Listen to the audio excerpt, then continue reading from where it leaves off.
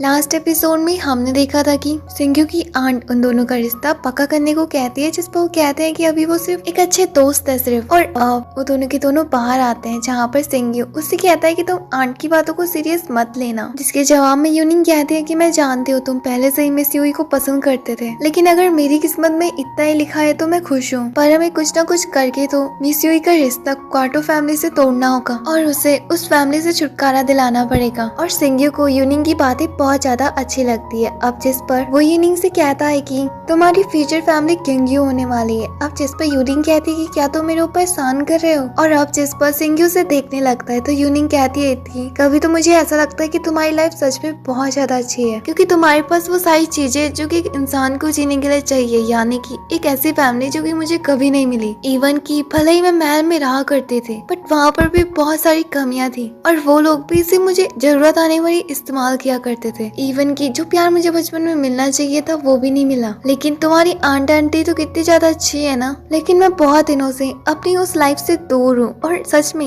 ये मेरी सबसे अच्छी वाली लाइफ है और मैं ऐसे ही जीना चाहती हूँ। लेकिन सिंग्यू उसकी बातों को एक भी जवाब नहीं देता और उसे देख रहा होता है। अब यहाँ पर यूनिंग अपने बालों को सही करती है तो सिंग्यू यूनिंग से कहता है कि मुझे ये नहीं पता कि तुम चाहते क्या हो, तुम्हारी विश क्या है, बट जो भी होगी मैं उसे पूरा करूंगा। और उसके बाद सिंग्यू वहाँ से जाने लगता है। दूसरी तरफ यूनिंग सोचती है कि जो मेरा ड्रीम है शायद वो तुम कभी पूरा ना कर सको, क्योंकि दुनिया घूमना तो मेरे बचपन से एक चाह थी, लेकिन इस समय मुझे अपना प्यार हासिल करना है और उसी के साथ एक सिंपल लाइफ गुजारना चाहती हूँ, बट तुम इसमें मेरी हेल्प कैसे करोगे। इसी के साथ सीन शिफ्ट होता है, जहाँ पर हमें एक जगह का सीन दिखाया जाता है कि कुछ स्टूडेंट्स प्रैक्टिस कर रहे होते हैं और फिर तभी वहाँ पर सिंग्यू और यूनिंग भी आते हैं। सिंग्यू यूनिंग से कहती है कि यहाँ पर तो सुबह से ही प्रैक्टिस कराना शुरू हो चुका है। और वहाँ पर खड़ा मास्टर सिंग्यू को गुड मॉर्निंग करता है, जिस पर सिंग्यू कहता है कि आपने मुझे इतने सुबह सुबह यहाँ पर क्यों बुलाया है, क्या कुछ बात है या आप मुझे कुछ बताना चाहते हैं। जिस पर वो मास्टर कहता है कि आपसे कोई मिलना चाहता है और वो कब से आपका वेट कर रहा है। अब जिस पर सिंग्यू और यूनिंग पीछे मुड़ते हैं तो वहाँ पर और कोई नहीं बल्कि मिस यूई की बहन होती है और उसको देखकर वो दोनों के दोनों ही शॉक हो जाते हैं। अब यहाँ पर मिस यूई की बहन यूनिंग के पास आकर लिपट जाती है और रोने लगती है, जिस पर यूनिंग उससे पूछती है कि वो यहाँ पर कैसे आई और आखिर बात क्या।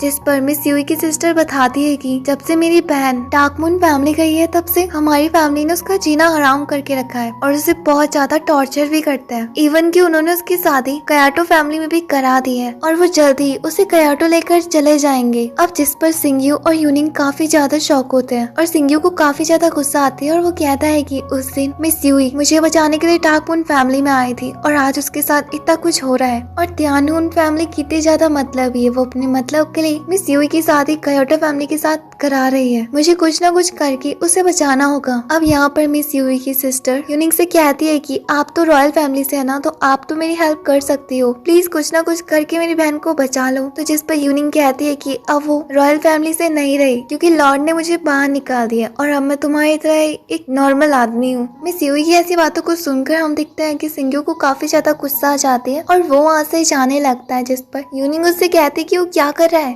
वो अभी क्यों जा रहा है। जिस पर सिंग्यू कहता है कि कुछ भी हो, लेकिन मिस यूई आज मेरे वजह से ऐसी हालत में है और मैं नहीं चाहता हूँ कि जो लड़की उस दिन मुझे बचाने के लिए आई थी आज मैं उसे बचाने के लिए ना जाऊँ। जानती हो मेरी आंट ने मुझे बचपन से ही कहा था कि हर बात पे मैन रिस्पॉन्सिबल होता है और अब मेरी जिम्मेदारी बनती है कि मैं उसे बचाऊं, क्योंकि वो भी उस दिन डार्क मून फैमिली में बिना सोचे समझे आ गई थी सिर्फ मेरे लिए। और यूनिंग को उसकी बातें बहुत ज्यादा अच्छी लगती है और वो कहती है कि ये बहुत अच्छी बात है, तुम सच में आज वही सिंग्यू लग रहे हो जिसे मैंने प्यार करा था। और अब वो सिंग्यू की बातों से बिल्कुल एग्री थी और वो उससे कहती है कि मैं भी तुम्हारी हेल्प करूंगी। जिस पर सिंग्यू कहता है कि ये तो बहुत अच्छी बात है, अगर हम सब ने वहाँ जाने का डिसीजन ले ही लिया है तो उससे पहले हमें एक अच्छा सा प्लान बनाना चाहिए। यहाँ पर हम देखते कि मिस यूई की सिस्टर कहती है कि मैं भी आप सभी के साथ चलूंगी अपनी बहन को बचाने के लिए। तो जिस पर यूनिंग सोचती है कि अगर ये चलेगी तो हमारे लिए कुछ दिक्कत हो सकती है, इसलिए अब वो मिस यूई की सिस्टर से कहती है कि तुम चाहती हो ना कि हम मिस यूई को वहाँ से बचा के लाएं, तो तुम्हें उसके लिए अभी किंग्यू फैमिली में ही रुकना होगा।